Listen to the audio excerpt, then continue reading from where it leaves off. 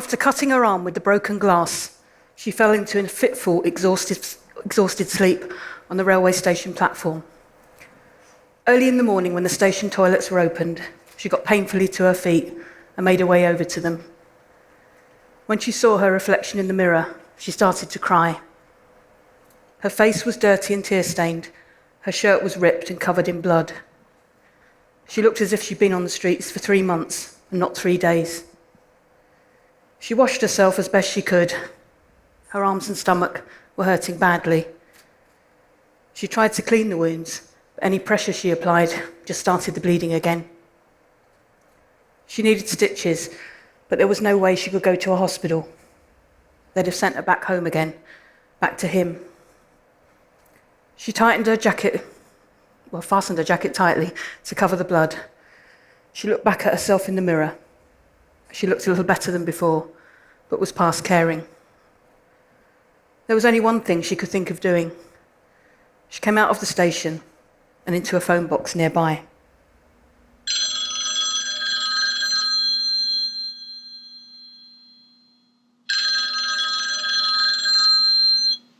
Samaritans, can I help you? Hello, Samaritans, can I help you? I don't know. What's happened? You sound very upset.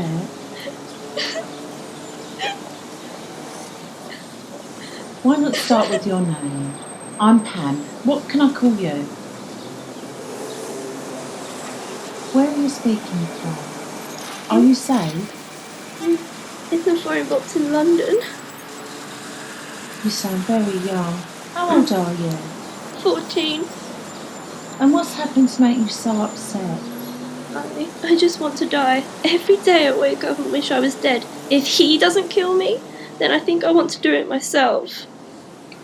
Oh, I'm glad you called. Let's start at the beginning.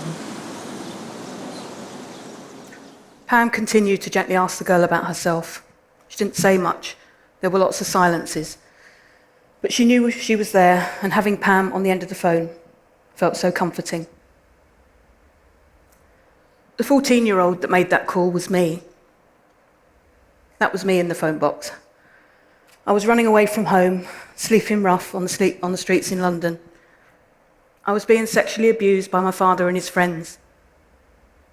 I was self-harming every day. I was suicidal. The first time I'd called Samaritans, I was 12 and absolutely desperate.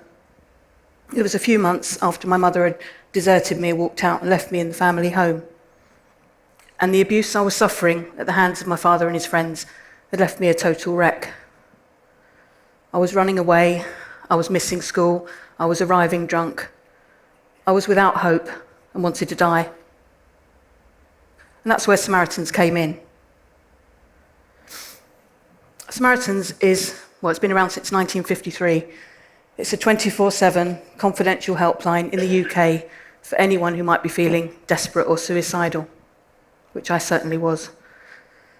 Volunteers answer the phone around the clock every day of the year, and calls are confidential.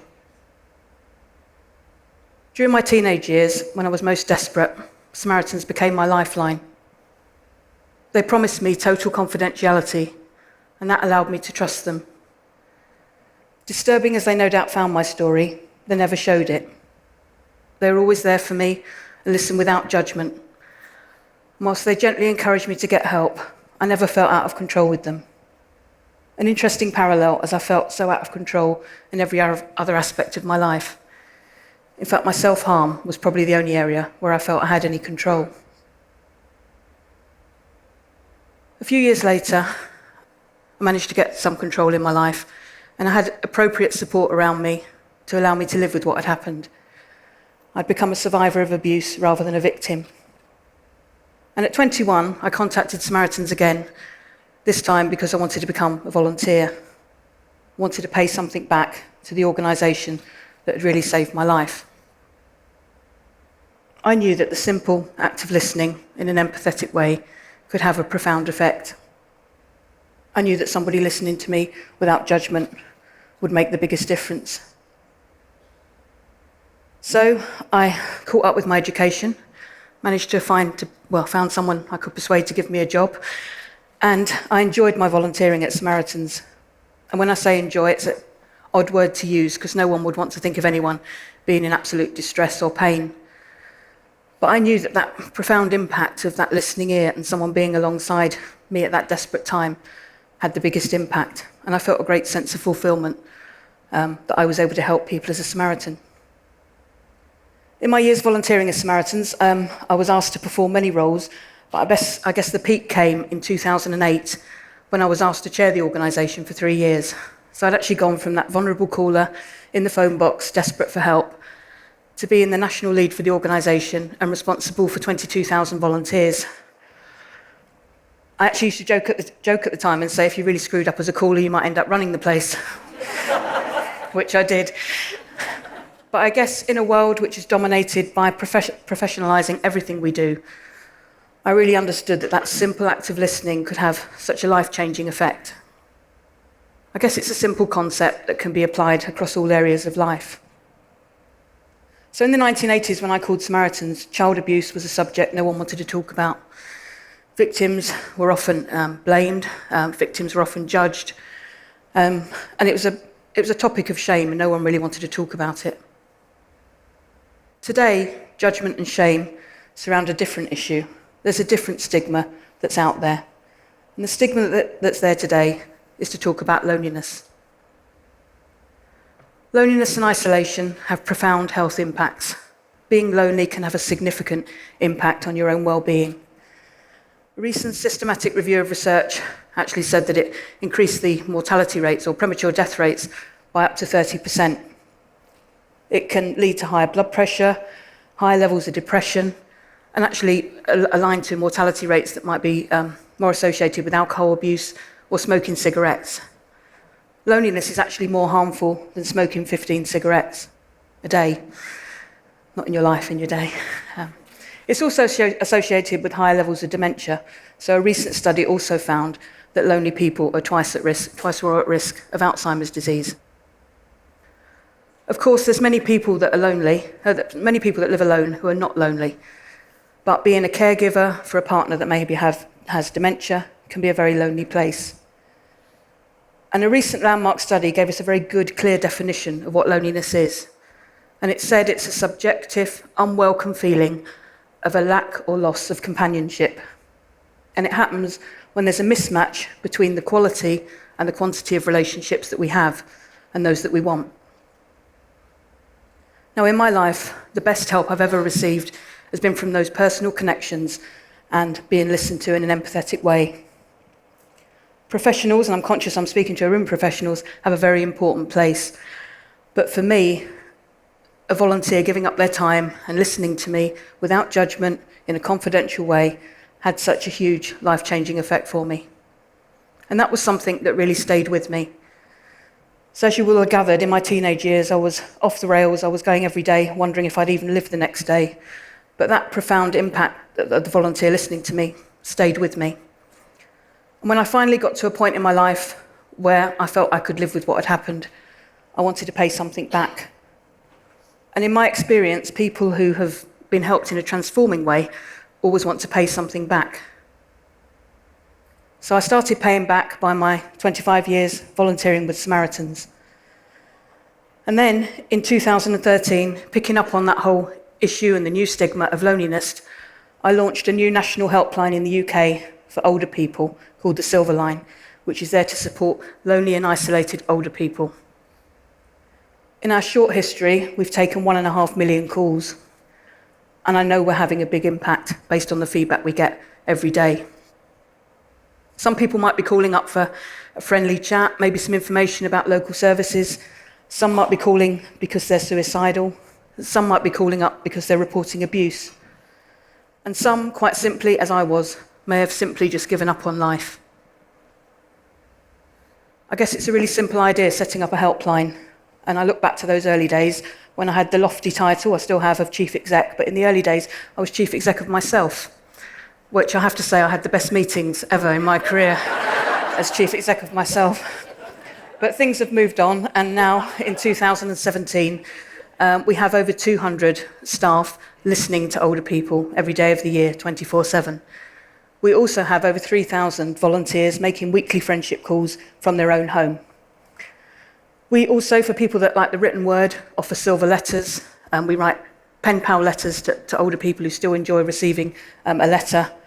And we also have introduced something called Silver Circles. You notice I'm owning the word silver here. You put silver in front of it and it's ours. Silver Circles, which are group conference calls where people actually talk about shared interests. And my favourite group is the music group, where people every week play musical instruments down the phone to each other. Not always the same tune at the same time, but they do have fun. And fun is an interesting word because I've talked very much about desperation and loneliness and isolation. But if you came to our helpline in the UK, you would also hear laughter. Because at the Silver Line, we do want to cherish the wonderful lives of older people and all the experiences that they bring. So here's an example, just a snippet of one of our calls. Good morning, you're through to the Silver Line. My name's Alan, how can I help? Hello, Alan. Good morning. Hello. Hello. Oh, how are you this morning? I'm all right, thank you. I'm pleased to hear it. What a wonderful thing the telephone is, you know. It's a remarkable invention, isn't it? Isn't it? I remember when I was a little girl, donkeys years ago, if you wanted to make a phone call to somebody, you had to go to a shop and use the telephone of the shop and pay the shop for using the telephone and have your phone call. So you didn't make phone calls just whenever you fancied. Oh, no. You know, oh, sorry. Excuse me about that. You had to, confine your phone calls to the absolutely essentials.